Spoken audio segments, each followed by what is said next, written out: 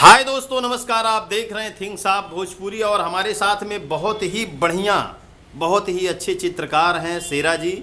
और ये जो तस्वीर भगवान श्री रामचंद्र जी का बनाए हैं, ये इन्हीं का बनाया हुआ है और बहुत ही बढ़िया गाना भी गाते हैं। तो आप सबको सुनाते हैं, आप सब सुनिए, इनको अपना प्यार आशीर्वाद दीजिए। चलिए, क्या सुनाएंगे? एक भोजपुरी सॉन्ग सुनाता हूँ भैया। चलिए सुनाइए। सोचता जाहे भैया के ससुरारी, भैया के साली तीन गो बारी खिलाड़ी। सोचता जाहे भैया के ससुरारी, भैया के साली तीन गो बारी खिलाड़ी। हो बड़की मारे ठाहिया मझली बड़ी खिलाड़ी। छोटकी से चलेला पिया है से यारी, भैया के साली तीन गो बारी खिलाड़ी। और कोई इसका अंतर सुनाते हैं। हाँ, सुनाइए। भौजी कहली बाबू चली हमारा साथ में, एक बेर के कहिल बानी और भैया के बारात में। ओ भौजी कहली बाबू चली हमारा साथ में, एक बेर के कहिल बानी भैया के बारात में।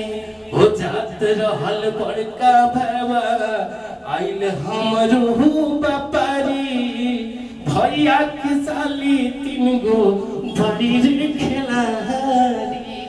सोचतनी जाहे के बा भैया के ससुरारी, भैया के साली तीन गो बड़ी खिलाड़ी। हो छोटी टेलीफोन पे भैया हो छोटी टेलीफोन पे करली हमसे बातिया। हर दिनवा तक कटल जाता कटत नहीं खेरतिया। हो छोटी टेलीफोन पे करली हमसे बातिया, दिनवा तक कटल जाता कटत नहीं खेरतिया।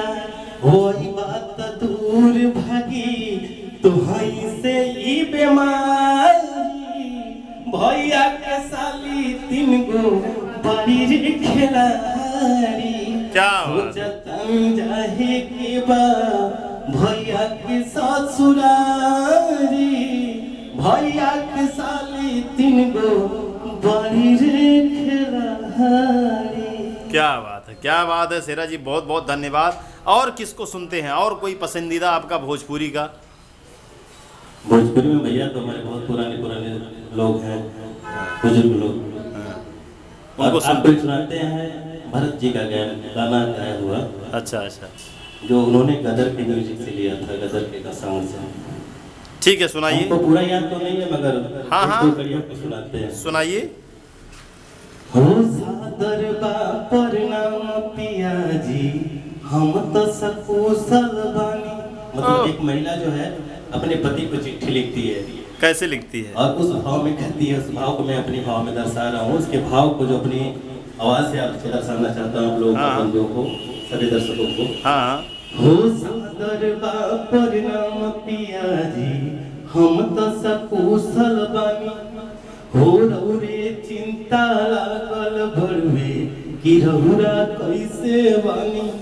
हो गइल बा धान के कटनी लागल बा खरियानी। हो गमकत बा अमरूद के बगिया, सुगा काटे चनी कि घरे आजा परदेसी, कि घरे आजा परदेसी, कि घरे आजा परदेसी, कि घरे आजा परदेसी। क्या बात है शेरा जी, बहुत बहुत धन्यवाद आपको। तो प्लीज़ आप सब अपना प्यार आशीर्वाद इनको दे दीजिए और हमारे चैनल को सब्सक्राइब लाइक जरूर करिए। बहुत बहुत धन्यवाद आप सभी को।